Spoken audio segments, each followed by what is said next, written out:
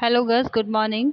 हमारा आज का टॉपिक है आपका आगे का continue AIDS, causes of AIDS. इससे पहले भी हमने पॉइंट डिस्कस करे थे, तो हमने थर्ड पॉइंट तक डिस्कस करे थे जिसमें निडल वगैरह और टेस्टिंग वगैरह होती है, जो उसके थ्रू आपका जो है संक्रमण का खतरा बना रहता है एड्स का। अब है आपका फोर्थ पॉइंट। तो संक्रमित माताओं द्वारा बच्चे में, यानी जो माता संक्रमित हो जाती हैं, एड्स हो जाता है उन्हें, और यदि वो प्रेग्नेंट हैं तो उनमें बच्चों में किस तरह ये संक्रमित होता है उसके बारे में बताया गया है। तो चलिए डिस्कस करते हैं।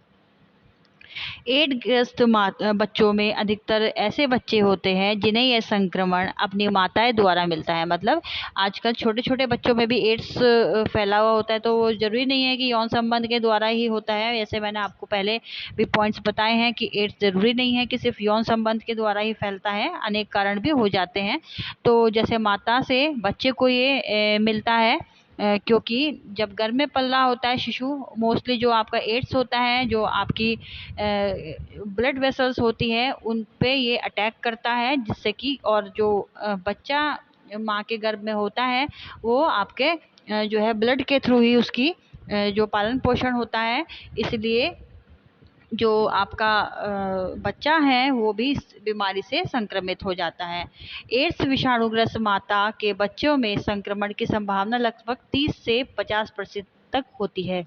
माँ द्वारा बच्चे में एड्स का कारण यह है कि माँ का खून बच्चे में रजाए द्वारा जाकर शरीर को पोषण करता है। एड्स रोग के विषाणु जराये से होकर रक्त के माध्यम से गर्भस्थ शिशु में पहुंच जाते हैं। कुछ बच्चों में जन्म के समय ही यह संक्रमण होता है। तो गर्ल्स, अभी मैंने बताया आपको कि बच्चा जो होता है आपकी माँ की नाल से जुड़ा रहता है, जिससे कि बच्चे में भी ये संक्रमण फैल जाता है। फिर आपका नेक्स्ट, स्तनपान द्वारा माँ के दूध से भी शिशु के शरीर जो है संक्रमित होने की खबरें मिली हैं, क्योंकि माँ के दूध में भी एचआईवी होते हैं। लेकिन एचआईवी ग्रस्त माँ द्वारा बच्चे को स्तनपान कराने के संबंध में चिकित्सा वैज्ञानिकों में भी मतभेद है। केवल कुछ के मामले के कारण शिशुओं को माँ के दूध से वंचित नहीं रखा जा सकता है। विशेषकर भारत जैसे विकासशील देश में, जहां प्राय ही बच्चे कुपोषण का शिकार रहते हैं, स्तनपान को बंद करने की सलाह नहीं दी जा सकी है। मतलब जो आपके स्तनपान कराने वाले जो माँ के दूध से जो भी शिशु संक्रमित होते हैं उनकी खबरें मिली हैं, क्योंकि माँ का जो दूध होता है उसमें भी आपके एचआईवी के जो जीवाणु होते हैं वो पाए जाते हैं। लेकिन क्या है, आपका जो एचआईवी ग्रस्त माँ है, माँ के द्वारा बच्चे को स्तनपान कराने के संबंध में चिकित्सा वैज्ञानिकों में भी मतभेद है अलग अलग, कि अब बच्चों को ये दूध पिला सकते हैं या नहीं पिला सकते हैं, वो भी अभी कंफर्म नहीं है।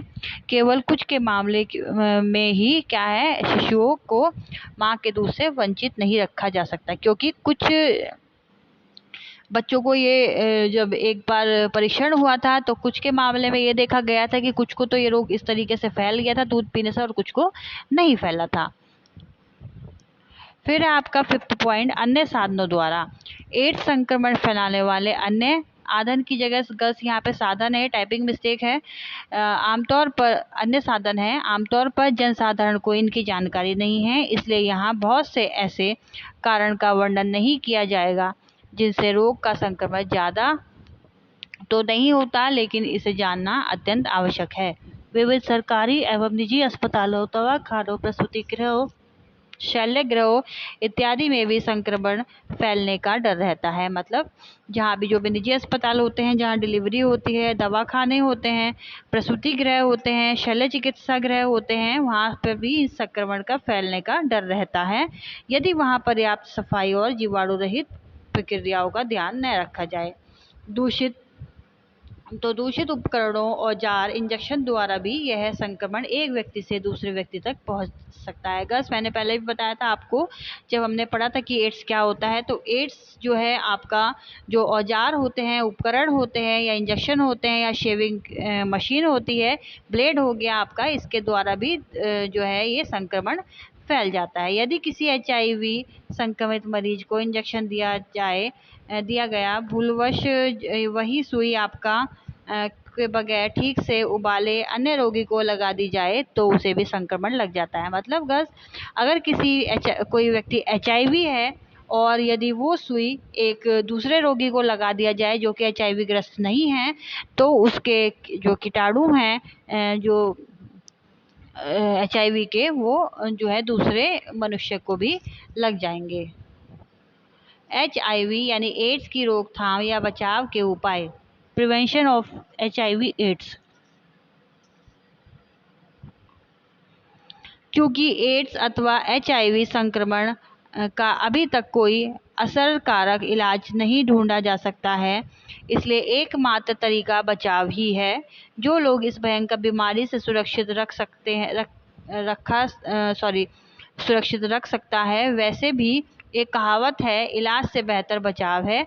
इसे एड्स के मामले में पूरी तौर पर अपनाया जाना चाहिए, क्योंकि यदि गलती से एक बार रक्त में एड्स के रोग के विषाणु प्रवेश कर गए तो फिर रोग से बच निकलना वर्तमान समय में तो असंभव है। मीन्स गस जो कि एड्स के आपके विषाणु होते हैं वो आपके यौन संक्रमण के द्वारा भी फैलते हैं और आपके ब्लड के द्वारा भी फैलते हैं, औजारों के द्वारा भी फैल जाते हैं। इसलिए इसका एकमात्र तरीका ये है कि एक कहावत कही गई है कि इलाज से बेहतर बचाव है। इसे एड्स के मामले में पूरी तरीके से अपनाया जाना चाहिए, क्योंकि यदि एक बार गलती से एड्स किसी को हो जाता है या हमारे बॉडी में प्रवेश कर जाते हैं तो फिर इसे बच पाना वर्तमान समय में तो बिल्कुल ही असंभव है। एड्स के बचाव के अग्रलिखित उपाय हैं। फर्स्ट है आपका वेश्यावृत्ति करने वाली औरतों एवं सहभागी पुरुष। एड्स रोग फैलाने में वेश्यावृत्ति का प्रमुख जरिया है, इसलिए बगैर इस पेशे को नियंत्रित या सुरक्षित किए एड्स की रोकथाम करना असंभव है। मतलब जो वेश्यावृत्ति होती है, चकले घर होते हैं, तो वहाँ पे जो है इन सब चीज़ों को बंद कर देना चाहिए, क्योंकि इनके थ्रू भी जो है एड्स फैलने की 100% चांसेस रहते हैं। वेश्यावृत्ति द्वारा रोग नियंत्रण के लिए अच्छी गुणवत्ता वाले कंडोम अथवा निरोध का उपयोग आवश्यक है। यह बात ध्यान देने योग्य है कि कंडोम का प्रयोग एड्स के साथ ही अन्य कई तरह के यौन रोगों से भी सुरक्षा प्रदान करता है। इसलिए वेश्या यौन संसर्ग के समय कंडोम का उपयोग जरूर करवाएं। महिलाओं वाले कंडोम का प्रयोग भी आवश्यकता अनुसार किया जा सकता है। सेकंड है आपका अन्य यौनचारों में लिप्त व्यक्ति। इसके अंतर्गत समलैंगिक यौन संबंध रखने वाले पुरुष एवं स्त्रियां, मतलब जो दो लिंग एक समान होते हैं, जैसे पुरुष और पुरुष या महिला और महिला दोनों आपस में अगर एक दूसरे से संबंध रखते हैं, एक दूसरे मतलब समलैंगिक कि पुरुष अगर पुरुष से रखेगा और महिला अगर महिला से रखेगी, तो रखने वाले पुरुष एवं स्त्रियां आते हैं। ये व्यक्ति या तो इस तरह की गंदी आदतें छोड़ दें अथवा जो है कंडोम या निरोध का उपयोग अवश्य रूप से ये लोग करें तथा अपनी जांच करवाएं। इसके अलावा ऐसे स्त्री अथवा पुरुष जिनके कई यौन सहभागी हैं, अपने यौन साथियों की संख्या को जो है सीमित कर दे, क्योंकि अधिक और कई व्यक्तियों के साथ यौन संबंध रखने में भी एड्स के रोग का खतरा बना रहता है।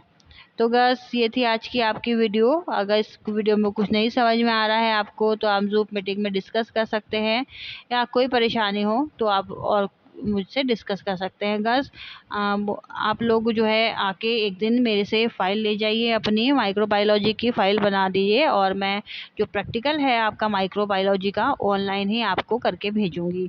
तो आप लोग उसे देख लीजिएगा, इस ग्रुप में ही मैं वीडियो सेंड कर दूँगी उसकी।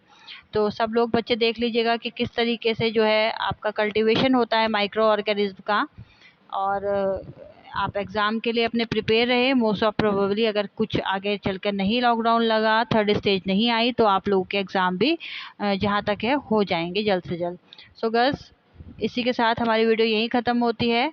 और आप लोग सब जो है अपने अभी आपका जो है कोरोना गया नहीं है, जो कि सब लोग आजकल आपने देखा होगा मार्केट में घूम रहे हैं और वो भी बिना मास्क के। तो ये एक बहुत ही जो है गंभीर समस्या है, जो कि थर्ड स्टेज को बुलावा देने वाली बात है।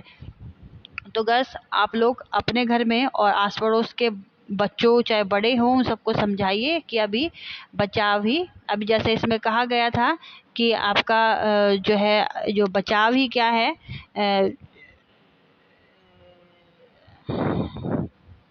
इलाज से बेहतर बचाव है। मतलब आपको जो अगर हमें किसी चीज़ का इलाज कराना पड़े उससे बढ़िया है कि हम पहले ही अपना बचाव कर ले उस चीज़ से।